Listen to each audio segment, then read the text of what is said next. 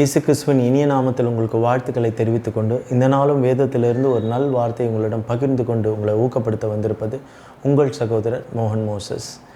இந்த நாள் வேத பாடத்தின் கீழாக தியானிக்க போகிற தலைப்பு ரொம்ப இன்ட்ரெஸ்டிங்கான டாபிக் தான். எப்போதும் போல் தம்ப்நெயில் பார்த்தோன்னா உங்களுக்கு தெரிஞ்சிருக்கிறோம் எதை குறித்து நம்ம இன்றைக்கி தியானிக்க போகிறோம் என்று. இது ஒரு ஆவிக்குரிய திருச்சபைக்கு செல்லுகிற ஒரு கிறிஸ்துவ சகோதரர் எழுப்பிய ஒரு கேள்வி. அவர் ஒரு பக்கமாக மெயில் மாதிரி அமைச்சிருந்தார். அதெல்லாம் நான் ரொம்ப ஷார்ட்டாக உங்கள்கிட்ட ஒரே கேள்வியாக அதை நான் தம்ப்நெயில் வச்சுருக்கிறேன். அன்னை தெரசா பரலோகம் செல்வாரா மாட்டாரா என்பதை குறித்து நம்ம இன்றைக்கி தியானிக்க போகிறோம். ஃபர்ஸ்ட் ஆஃப் ஆல் இந்த கேள்விக்கு நான் முதல்ல பதில் கொடுக்கக்கூடாது, காணொலி பதிவிடக்கூடாது அப்படி தான் நான் எண்ணம் கொண்டிருந்தேன். அப்புறமா யோசித்து பார்த்தேன், இந்த மாதிரியான கேள்விகள் பல பேரோட உள்ளத்தில் வரும்பொழுது அதுக்கு ஒரு தெளிவான ஒரு காணொளி இருக்கணும், பதில் இருக்கணும் என்பதற்காக நான் இந்த காணொளியை பதிவு செய்கிறேன். சரி, வாங்க நம்ம இந்த காணொளிக்குள்ளாக செல்லலாம். அதாவது அன்னை தெரசா பரலோகம் செல்வாரா மாட்டாரா என்பது கிறிஸ்துவத்துக்குள் உள்ள ஒரு தனிப்பட்ட நம்பிக்கையை இது குறிக்கிறது. கத்தோலிக்க திருச்சபை அவரை ஒரு புனிதராக நியமித்து பரலோகத்தில் அவர் சேர்த்து கொள்ளப்பட்டதாக அவர்கள் நம்புகிறார்கள். ஆனால் பிற கிறிஸ்துவ பிரிவுகள் இதனை ஏற்க மறுக்கிறார்கள். உதாரணமாக சில கிறிஸ்துவர்கள் பார்த்திங்கன்னா வசனத்தின்படி ரட்சிப்பு என்பது இயேசு கிறிஸ்துவை விசுவாசித்து ஞானஸ்தானம் பெறும் அடிப்படையில் மட்டுமே என்று நம்புகிறார்கள். அதே நேரத்தில் கத்தோலிக்க திருச்சபையை சேர்ந்தவர்களும் மற்ற பிரிவுகள் மற்றவர்கள் எல்லாம் என்ன சொல்கிறாங்கன்னா, நற்கிரியைகள் நல்ல செயல்களும் ஒரு பங்கை வகிக்கின்றன என்று நம்புகிறார்கள். எனவே பொதுவாக உலக அளவில் ஏற்றுக்கொள்ளப்பட்ட உறுதியான பதில் இந்த கேள்விக்கு கிடையாது. அதாவது அன்னை தெரசான்னு இல்லை, இந்த மாதிரியான ஒரு கேள்விக்கு விடை கிடையாது. இவர்கள் போவார்களா அவர்கள் போவார்களா என்ற கேள்விக்கு விடை கிடையாது. சரி, முதலில் இந்த கேள்வியை கேட்ட அந்த கிறிஸ்துவ சகோதரரை பார்த்து நான் ஒரு கேள்வி கேட்க விரும்புகிறேன். நீங்கள் பரலோகம் போவீர்களா மாட்டீர்களா? உங்களால் டெஃபினட்டாக நிச்சயமாக அதை சொல்ல முடியுமா? முதல்ல நீங்கள் பரலோகம் போவீங்களான்னு பாருங்கள் பிரதர். நான் தப்பாக சொல்லலை. யார் போவோம் யார் போக மாட்டோம் என்பதெல்லாம் நிச்சயம் அல்ல, அது நம்முடைய காரியமும் அல்ல. நீதி செய்கிற தேவனிடத்தில் தான் அந்த அதிகாரம் இருக்கிறது. அல்லேலூயா. சரி, உங்களைப் போலவே ஒருத்தர் இயேசுவினிடம் இது போல் ஒரு கேள்வியை கேட்டார். அதற்கு இயேசு என்ன பதில் சொன்னான்னு பார்க்கலாமா? வாங்க பார்க்கலாம். யோவான் 21வது அதிகாரம் 18லிருந்து 22 வசனத்தை வாசிக்கிறேன். இந்த இடம் எங்கே வருது அப்படின்னு பார்த்தீங்கன்னா, இயேசு உயிர் தெழுந்த பின்பு பேதுருவினிடத்தில் கேட்பார், நீ என்னிடத்தில் அன்பாக இருக்கிறாயா, என்னை நேசிக்கிறாயா, என் ஆடுகளை மேய்ப்பாயான்னு 3 தரம் அவரை திரும்ப திரும்ப கேட்பார். அப்போ பேதுருவும் கடைசியாக சொல்லிடுவார், நீங்கள் தான் அறிவீங்க ஆண்டவரே, உங்களுக்கு தான் தெரியும் அப்படின்றதும் சொல்லிடுவார். அதுக்கு பின்பாக நடக்கிற ஒரு விஷயந்தான், நீ இள வயதுள்ளவனாக இருந்தபோது உன்னை நீயே அரை கட்டி கொண்டு உனக்கு இஷ்டமான இடங்களில் நடந்து திரிந்தாய். நீ முதிர் வயதுள்ளவனாகும்போது உன் கைகளை நீட்டுவாய், வேறு ஒருவன் உன் அறையை கட்டி உனக்கு இஷ்டமில்லாத இடத்துக்கு உன்னை கொண்டு போவான் என்று மெய்யாகவே உனக்கு சொல்லுகிறேன் என்றார். இன்னவிதமான மரணத்தினாலே பேதுரு தேவனை மகிமைப்படுத்த போகிறான் என்பதை குறிக்கும்படியாக இப்படி சொன்னார். அவர் இதை சொல்லிய பின்பு அவனை நோக்கி என்னை பின்பற்றி வா என்று சொல்லுகிறார். இப்போது இதெல்லாம் கேட்டதுக்கப்புறம் இயேசு பேதுருவை பார்த்து சொல்லுகிறார், பின்னாட்களிலே பேதுரு என்ன விதமான ஒரு பக்தி வைராக்கியமாக ஊழியம் செய்து, அதாவது இதற்கு முன்பாக 3 முறை மறுதளித்த அந்த பேதுரு இனி வரப்போகிற காலங்களில் பக்தி வைராக்கியமாக கிறிஸ்துவுக்காக நின்று ஊழியம் செய்த பின்பு இரத்த சாட்சியாக மரிக்க போகிறார் என்பதை சூசகமாக பேதுருவினிடம் இயேசு சொல்லுகிறதை பார்த்துட்டு கடைசியாக இயேசு என்ன சொல்கிறாரு, என்னை ஃபாலோ பண்ணி வா அப்படின்னா, இயேசு எந்த வழியில் சென்றாரோ அவருக்கு என்னென்ன இன்னல்கள் இடரல்கள் எல்லாம் ஏற்பட்டதுக்கு அப்புறம் அவர் எப்படிலாம் அடி சித்திரவதெல்லாம் அனுபவிக்கப்பட்டு அவர் சிலுவையில் அறையப்பட்டாரோ அதே போல் பேதுருவும் கொல்லப்பட போகிறார், அனுபவிக்க போகிறார் என்பதை தான் அவர் சூசகமாக சொல்கிறார். பார்த்தீங்கன்னா 12 சீஷர்களில் பேதுரு தான் சிலுவையில் இயேசுவை போலவே அறையப்பட்டார். ஆனால் அவர் மாதிரியில் எதிர்ப்புறமாக அது உங்களுக்கு புரிஞ்சிருக்கும்னு நினைக்கிறேன். ஆன்டி கிளாக் வைஸில் அவரை திருப்பி போட்டு அதே மாதிரி சிலுவையில் அரைஞ்சாங்க. அது பேதுரு அப்படி தான் இரத்த சாட்சியாக செத்தார்னு சொல்லி இரத்த சாட்சிகள் புத்தகங்கள்லாம் இருக்கிறது, அதாவது வரலாற்று புத்தகங்கள் இருக்கிறது. அதை நீங்கள் வாசிங்கன்னா உங்களுக்கு தெரியும். சரி, அது ஒரு பக்கம் இருக்கட்டும், நீ என்னை ஃபாலோ பண்ணி வான்னு சொல்கிறாரு. பேதுரு உடனே அவருக்கு பின் இயேசுக்கு அன்பாக இருந்தவனும் ராப்போஜம் மார்பிளே சாய்ந்த ஆண்டவர் உம்மை காட்டி யானுக்கு சீஷன் பின்னே வருகிறதை கண்டான். அதாவது யோவான் தான் அது. யோவானை பார்த்து பேதுரு கேட்குறாரு, என்ன ஆண்டவர்கிட்ட யோவானை காட்டி கேட்கிறாரு, ஆண்டவரே இவன் காரியம் என்ன அப்படின்னு கேட்குறாரு. நமக்கு தான் அந்த புத்தி இருக்குமே, நம்மளோட கதையை ஒண்டி முடிச்சுக்க மாட்டோம். இவன் கதை என்னாச்சு, அவன் கதை என்னாச்சு, இதெல்லாம் தானே போய் கேட்டுன்னு இருப்போம். அதை மாதிரி அவரும் கேட்கிறார். அதுக்கு இயேசு சொல்லாரு, நான் வருமளவும் இவன் இருக்க எனக்கு சித்தமானால் உனக்கு என்ன? அதாவது 2ஆம் வருகையில் நான் வருகிற வரைக்கும் அவன் உயிரோடு இருந்தால் கூட உனக்கு என்னப்பா, நீ என்னை ஃபாலோ பண்ணிவா, நீ என்னை பின்பற்றிவான்னு சொன்னார். இதை அண்ணன் நாட்கள்லேயே தப்பாக புரிஞ்சுக்கிட்டு என்ன பண்ணாங்க, அப்போது யோவான் மரிக்க போகிறதில்ல போல இருக்குது அப்படின்லாம் பேச்சு இருந்ததாக அங்கேயே வசனம் இருக்கும். ஆனால் அப்படி நடக்கலை. ஒரு தடவை பிறப்பதும் ஒரு தடவை மரிப்பதும் தான் விதி, அப்படி தான் பைபிளும் சொல்லுது. ஸோ அந்த பிரகாரம் யோவானும் மரித்தார். ஆனால் என்ன ஒன்று, இந்த அப்போஸ்தலர்கள்லேயே யோவான் ஒண்டி தான் சமாதானத்தோடு கூட நித்திரை அடைந்தார். மீதி எல்லாருமே இரத்த சாட்சிகளாக மரித்தார்கள். இது ஒரு பரம் இருக்கட்டும். ஆனால் இந்த பதில் பாருங்க, நான் வருமளவும் இவன் இருக்க எனக்கு சித்தமானால் உனக்கு என்ன? அப்போது இந்த பதில் இந்த வகையான கேள்வி கேட்கிற அனைவருக்கும் பொருந்தும் என்றே நான் நம்புகிறேன். அதாவது அன்னை தெரேசா பரலோகம் வந்தால் உனக்கு என்ன, வரலனா உனக்கு என்ன, பரலோகம் போனால் உனக்கு என்ன, போகலனா உனக்கு என்ன, நீ எப்படி பரலோகம் வரலாம், நீ எப்படி அதை பாரு அப்படின்றத கூட நம்ம எடுத்துக்கலாம். இது பொருந்தும். நம்முடைய ரட்சிப்பை இழந்து போகாமல் காத்து கொண்டு வசனத்தின்படி நடந்து நாம் பரலோகம் போவது எப்படி என்று சிந்திக்காமல் மற்றவர்களை பற்றி விமர்சிப்பதும் முரண்பாடான கேள்விகள் கேட்பதும் ஒரு ஆவிக்குரிய கிறிஸ்தவனுக்கு ஒழுங்கல்ல, உத்தமும் அல்ல. அதை நம்ம புரிந்து கொள்ள வேண்டும். இப்போது நம்ம ரொம்ப கேஷுவலாக பேசிட முடியாது. அன்னை தெரேசா ஒரு தவிர்க்க முடியாதவர் இந்த வரலாற்றில். அவர் பார்த்தீங்கன்னா ஏழைகளிலும் ஏழைகளில் ரொம்ப புவர் கிடையாது, அந்த ஏழையிலையும் ஒரு ஏழை இருப்பான் பாருங்க, அடிமட்டத்தில். அந்த மாதிரி ஏழைகளிலும் ஏழைகளுக்கு சேவை செய்வதற்காகவே அர்ப்பணிக்கப்பட்டவர். அவரது பணி எப்போதுமே பார்த்தீங்கன்னா ஆதரவற்றோர், தொழுநோயாளிகள் மற்றும் இந்த இறக்கும் தருவாயில் உள்ளவர்களுடன் மட்டுமே இருந்தது.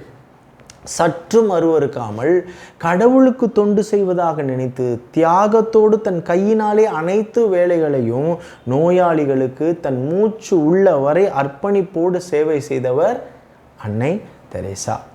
அவருடைய ஊழிய வாழ்வில் அவர் பட்ட அவமானங்களும் கஷ்டங்களும் சொல்லி தீராது. பொறுமையோடு இன்முகத்தோடு சாந்தமாக அனைத்தையும் தேவ கிருபையினால் அவர் மேற்கொண்டார். அப்போது இதெல்லாம் கலாத்தியர் 5ஆவது அதிகாரம் 22லேருந்து 23 சொல்லப்பட்டது போல ஆவியின் கனி இல்லையா? ஆவியின் கனி என்னன்னு நீங்களே எடுத்து படித்து பாருங்களேன். அப்போது இதெல்லாம் ஆவியானவர் துணையின்றி நம்மளால் செய்ய முடியுமா? அப்போது அந்த ஆவியானவரோட அபிஷேகம் இதையெல்லாம் செய்ய வைத்தது. அதுக்கு தான் இதெல்லாம் நான் சொல்கிறேன். ஆனால் நீங்கள் இந்த கேள்வியை கேட்பதற்கான உங்கள் நோக்கம் எனக்கு புரிகிறது சகோதரரே. அதாவது தப்பான நோக்கம் இல்லை. அதாவது அன்னை தெரேசா ரோம கத்தோலிக்க பிரிவை சார்ந்தவர் என்பதால் இயேசுவை தன் சொந்த இரட்சகராக ஏற்றுக்கொண்டு விசுவாசித்து திருமுழுக்கு ஞானஸ்தானம் எடுத்திருப்பாரா, ஆவியானவரின் அபிஷேகம் பெற்றிருப்பாரா, அல்லது இவ்வளோ நன்மைகள் செய்திருந்தும் அவர் பரலோகம் செல்ல முடியாமல் போவாரா என்ற ஆதகம் உங்களுக்கு இருக்கிறது. நான் அந்த மெயிலில் படிக்கும் போதே அதை தெரிஞ்சு கொண்டேன். ஸோ இதில் நான் எந்த தவறும் சொல்ல மாட்டேன். பிகாஸ் ஞானஸ்தானம் தவிர்க்க வேண்டிய காரியம் அல்ல என்பது தான் சரி. திருமுழுக்கு ஞானஸ்தானம் தவிர்க்கப்பட வேண்டியது அல்ல. ஞானஸ்தானம் என்பது கீழ்ப்படிதலின் செயல். ஏனென்றால் நாம் இயேசுவை பற்றும் விசுவாசத்திற்கு வரும்போது ஞானஸ்தானம் பெற வேண்டும் என்று தான் கர்த்தரும் கூறியிருக்கிறார். ஞானஸ்தானம் அவசியம் இல்லை என்றால் இதனை கட்டளையாக இயேசு கொடுக்க வேண்டிய அவசியம் இல்லை. மத்தேயு 28வது அதிகாரம் 19லேருந்து 20 நீங்கள் வாசி பார்த்தீங்கன்னா உங்களுக்கு தெரியும். ஞானஸ்தானம் என்றாலே என்ன அர்த்தங்க? திருமுழுக்காட்டுதல். அப்போனா யோசிச்சு பாருங்க, முழுக்காட்டுதல் என்று தான் அந்த பொருள்படுகிறது. எனவே நீர்த்துளிகள் தலை மீது விடப்பட்டு செய்யும் அந்த தெளிப்பு ஞானஸ்தானம் என்பது அர்த்தமற்றதும் வேதாகமத்தின்படி தவறும் கூட. ஒருவர் முழுவதுமாய் நீர் முழுக்கு செய்யப்படும் திருமுழுக்கு ஞானஸ்தானத்தை தான் சரி என்று சத்திய வேதாகமமும் ஆதரிக்கிறது, அங்கீகரிக்கிறது. அதில் எந்த குழப்பமும் வேண்டாம் அந்த காணொலியை பார்க்கிறவர்களுக்கு. அதற்காக அன்னை தெரேசா பரலோகம் செல்ல வாய்ப்பில்லை என்று சொல்வதற்கு நமக்கும் எந்த அதிகாரமும் கொடுக்கப்படவில்லை. அதையும் பைபிள் தான் சொல்லுகிறது. அவர் விக்கிரக ஆராதனை செய்யக்கூடியவர். அதனால் தான் அந்த கேள்வி எழுப்பினேன். அந்த பிரிவை, கத்தோலிக்க பிரிவை சேர்ந்தவர் என்பதால் தான் இந்த கேள்வி எனக்கு தோன்றினது என்றாலும் கூட அதனை நியாயம் தீர்க்க நமக்கு அதிகாரம் கொடுக்கப்படவில்லை. அதையும் வேதம் தான் சொல்லுகிறது. அல்லேலூயா. இப்போ பாருங்கள், அவர்களை விக்கிரக ஆராதனைக்காரர்னு சொல்லி நம்ம மனசில் ஒரு கேள்வி எழுப்பினதுனா இருந்தால் யோசிச்சு பாருங்கள், பொருளாசையும் ஒரு விக்கிரக ஆராதனை தான் என்று கொலேசியர் 3வது அதிகாரம் 5வது வசனத்தில் சொல்லப்பட்டிருக்கிறது. இன்னைக்கு எத்தனை ஆவிக்குரிய கிறிஸ்தவர்கள் இந்த விக்கிரக ஆராதனை செய்கிறார்கள்? அது உங்களுக்கே தெரியும். அது தவறு என்றால் இதுவும் தவறு தான். விக்கிரக ஆராதனை அப்படி செய்தாலும் தவறு, இப்படி செய்தாலும் தவறு தான். எனவே நான் இப்படி சொல்கிறதுனால உடனே ரெண்டையும் நான் நியாயப்படுத்தி பேசவில்லை, இல்லை ரெண்டுத்தையும் நான் மட்டுப்படுத்தி பேசலை. ஸோ அது தவறு, அது தவறு என்றால் இதுவும் தவறு தானே. அப்போது இந்த தவறு அந்த தவறு சரியாயிடும் அப்படின்னு நான் சொல்லலை. எதையுமே நான் நியாயப்படுத்தி பேசலை. யாரையும் நியாயம் தீர்க்க இயேசுவுக்கே அதிகாரம் உண்டு என்று நான் உரக்க சொல்லுகிறேன். அல்லேலூயா. பொதுவாக நம்ம நினைப்பது மாதிரி நியாயப்பு தீர்ப்பு நாள் இருக்காதுங்க. இதை வேதாகமத்தை வழக்கமாக ரெகுலராக வாசிக்கிற எல்லாருக்குமே தெரியும். அந்த நாளை குறித்து நம்ம யோசித்து கூட பார்க்க முடியாத அளவுக்கு அந்த ஜட்ஜ்மெண்ட் டேயில் ஒரு ட்விஸ்ட்டு, ஒரு சஸ்பென்ஸு, ஒரு சர்ப்ரைஸு எல்லாமே இருக்குதுங்க. இந்த வசனம் அதுக்கு எடுத்துக்காட்டாக இருக்குது. நான் 2 வசனங்களை உங்களுக்கு எடுத்துக்காட்டாக சொல்கிறேன் பாருங்கள். அப்போ உங்களுக்கு தெரியும். மத்தேயு 7வது அதிகாரம் 21 - 23. பரலோகத்தில் இருக்கிற என் பிதாவின் சித்தத்தின்படி செய்கிறவனே பரலோக ராஜ்யத்தில் பிரவேசிப்பானே அன்றி. அதாவது பரலோக ராஜ்யத்தில் பிதாவினுடைய சித்தத்தை செய்கிறவன் ஒண்டி தான் என்ட்ராக முடியும். என்னை நோக்கி கர்த்தாவே கர்த்தாவே என்று சொல்லுகிறவன் அதில் பிரவேசிப்பது இல்லை. அந்நாளில் அநேகர் என்னை நோக்கி கர்த்தாவே கர்த்தாவே உமது நாமத்தினாலே தீர்க்க தரிசனம் உரைத்தோம் அல்லவா, உமது நாமத்தினாலே பிசாசுகளை துரத்தினோம் அல்லவா, உமது நாமத்தினாலே அநேக அற்புதங்களை செய்தோம் அல்லவா என்பார்கள். அப்பொழுது நான் ஒரு காலம் உங்களை அறியவில்லை, அக்கிரம செய்கைக்காரரே என்னை விட்டு அகன்று போங்கள் என்று அவர்களுக்கு சொல்லுவேன் என்றார். எனக்கு தெரிந்து மற்ற பிரிவுகளை சேர்ந்தவர்கள் கூட இதுக்கு தகுதியா இல்லையான்னு எனக்கு தெரியல. ஆனால் பெந்தகோஸ்தே அமைப்பை சேர்ந்தவர்கள் இந்த வசனத்துக்கு தகுதியாக இருப்பார்கள் என்று தான் நம்புகிறேன். ஏன்னா பாருங்கள், இன்னைக்கு நாம தான் இயேசுவின் நாமத்தினாலே தீர்க்க தரிசனம் சொல்லுகிறோம், இயேசுவின் நாமத்தினாலே பிசாசுகளை விரட்டுகிறோம், நோயாளிகளை சுஸ்தப்படுத்துகிறோம். எல்லாம் பாருங்கள், மற்ற பிரிவினர் சேர்ந்தவர்களுடைய முன்னோடியாக இருப்பது யாராக இருக்கும்? பெந்தகோஸ்தே அமைப்பினர் தான் இருப்பாங்க. ஸோ அப்போது இந்த வசனம் குறிப்பாக யாரை குறித்து வருகிறன்றது நமக்கே தெரிஞ்சுக்கணும். ஓகேங்களா? ஸோ எத்தனை பாஸ்டர்ஸ் அந்த மாதிரி போய் கதறுவாங்களோ, எத்தனை தீர்க்கதரிசிகள் அதை மாதிரி போய் கதறுவாங்களோ, எத்தனை எத்தனை எத்தனை கள்ள போதகர்கள் அப்படி அவர் முன்னாடி அன்றைக்கி புலம்ப போகிறாங்களோ அது தெரியாது. ஓகேங்களா? அப்போது இவங்க எல்லாமே ரட்சிக்கப்பட்டவங்க தான், இவங்க எல்லாருமே ஞானஸ்தானம், திருமுழுக்கு ஞானஸ்தானம் எடுத்தவங்க தான். அதை மைண்டில் வச்சுக்கணும். அல்லேலூயா. அப்போது மத்தேயு 25வது அதிகாரம் வாசிக்கிறேன் பாருங்கள். மத்தேயு 25 31 - 46. அன்றியும் மனுஷகுமாரன் தமது மகிமை பொருந்தினார் சகல பரிசுத்தத்துடன் கூட வரும்போது தமது மகிமையுள்ள சிங்காசனத்தில் மேல் வீற்றிருப்பார். அப்போது சகல ஜனங்களும் அவருக்கு முன்பாக சேர்க்கப்படுவார்கள். மேய்ப்பனானும் செம்மறியாடும் வெள்ளை ஆடுகளும் வெவ்வேறாக பிரிக்கிறது போல அவர்களை பிரித்து செம்மறி ஆடுகளை தமது வலது பக்கமாக வெள்ளை ஆடுகளை தமது இடது பக்கமாக நிறுத்துவார். அப்போ தமது வலது பக்கத்தில் நிற்பவர்களை பார்த்து சொல்கிறாரு, வாருங்கள் என் பிதாவினால் ஆசீர்வதிக்கப்பட்டவர்களே, உலகம் உண்டானது முதல் உங்களுக்கு ஆயத்தம் பண்ணப்பட்டிருக்கிற ராஜ்யத்தை சுதந்திரித்துக் கொள்ளுங்கள்னு ஒரு பிரிவை பார்த்து சொல்கிறார். அந்த பிரிவை பார்த்து சொன்னதுக்கு அப்புறமா என்ன சொல்கிறார் பாருங்க, ஒரு மந்தை, ஒரு ஆட்டு மந்தை வலது பக்கத்தில் இருக்கிறத சொல்கிறார். 2 பிரிவாக பிரிக்கிறாரு. ஒரு பிரிவின் இடத்துல இப்படி பேசுகிறாரு. பசியாக இருந்தேன் எனக்கு போஜனம் கொடுத்தீர்கள், தாகமாக இருந்தேன் தாகத்தை தீர்த்தீர்கள், அந்நியனாக இருந்தேன் என்னை சேர்த்து கொண்டீர்கள், வஸ்திரம் இல்லாத எனக்கு வஸ்திரம் கொடுத்தீர்கள், வியாதியாக இருந்தேன் என்னை விசாரிக்க வந்தீர்கள், காவலில் இருந்தேன் என்னை பார்க்க வந்தீர்கள். அப்போ அதுக்கு அவங்களாம் சொல்கிறாங்க, ஆண்டவரே இதெல்லாம் நாங்கள் எப்போ உங்களுக்கு செய்தோம் அப்படின்றாங்க. வாங்க பரலோக ராஜ்யத்துக்கு, இவ்வளோ நாள் உங்களுக்காக ரெடி பண்ணி வச்சுருந்த அந்த பரலோக ராஜ்யத்துக்கு உள்ளே வாங்கன்னு சொன்னவங்க சொல்கிறாங்க, நாங்கள் இதெல்லாம் எப்போ ஆண்டவரே செய்தோம் உங்களுக்குன்னு கேட்குறாங்க. அப்போ அவர் சொல்கிறாரு, மிகவும் சிறியவராகி இந்த என் சகோதரரான இவர்களில் ஒருவனுக்கு நீங்கள் எதை செய்தீர்களோ அதை எனக்கே செய்தீர்கள். அல்லேலூயா.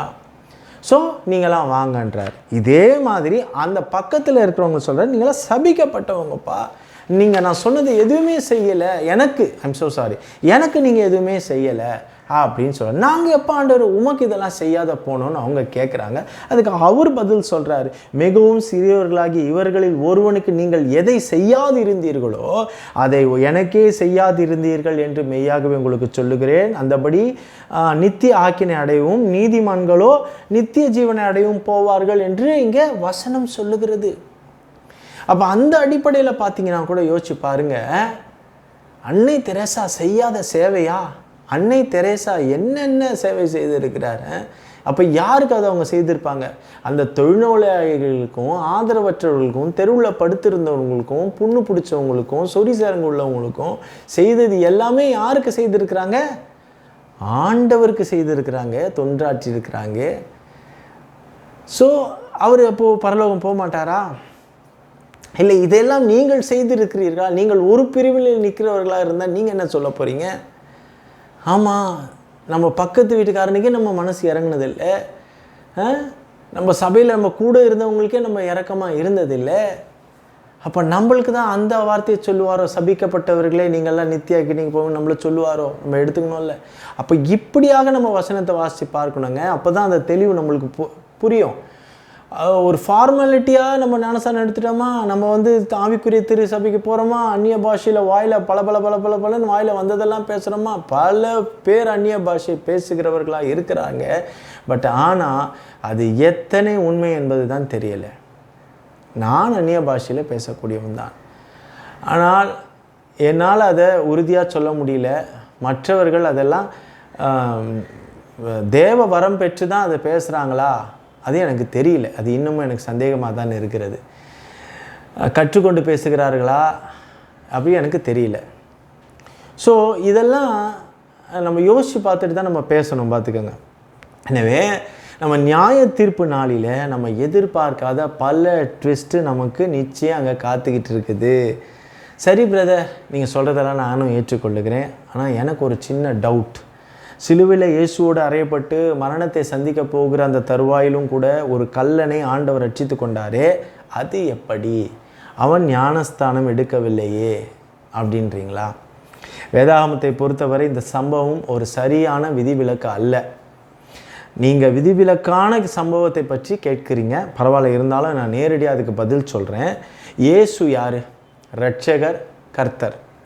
அவருடைய பார்வைக்கு ஏற்றதாக இருக்குமே என்றால் அவர் எவருக்கும் எந்த வகையிலும் ரட்சிப்பை வழங்க அவரால் கூடும் முடியும். அதாவது அவரது தேவ கிருபை, தேவ இரக்கம் மிக பெரியது என்பதையும், நீங்கள் விசுவாசித்தால் உங்கள் வாழ்க்கையின் கடைசி நொடிகளில் கூட அவரால் உங்களை ரட்சித்து கொள்ள முடியும் என்பதை காட்ட ஒரு விதிவிலக்கான சம்பவம் தான் இது. ஆனால் வேதாகமத்தை பொறுத்தவரை ஆண்டவரை விசுவாசித்து வாயினால் அறிக்கை செய்து ஞானஸ்தானம் எடுப்பது தான் விதிமுறை. அதில் எந்த மாற்றமும் இல்லை. அதற்காக சிலுவையில் மரண தருவாயில் தொங்கிக் கொண்டிருக்கின்ற அந்த கல்லனை போய் தண்ணீரில் போய் திருமுழுக்கு ஞானஸ்தானம் எடுத்துட்டு வா அப்படின்னு சொல்ல முடியுமா? அதை நீங்கள் எதிர்பார்க்கலாமா? அது சாத்தியப்படுமா? எனவே இந்த விதிவிலக்கான சம்பவத்தை ஆதாரமாக எடுத்துக்கிட்டு அதுக்காக நம்மையும் ஆண்டவர் கடைசி நேரத்தில் எப்படியாவது ரட்சித்து கொள்வார்னு நினச்சி காலத்தை கடைத்து கொண்டு போனால் நிச்சயம் ஏமாற்றமே உங்களுக்கு மிஞ்சும்.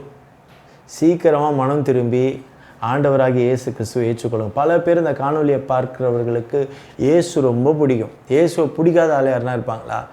இயேசு எனக்கு கூட தான் பிடிக்கும், நான் கூட தான் இயேசு சபைக்கு போவேன், நான் கூட தான் இயேசு கோயிலுக்கு போவேன், நான் கூட தான் அந்த கோயில் போவேன், இந்த கோயில் போவேன், நான் கூட தான் எல்லாம் சொல்லுவாங்க.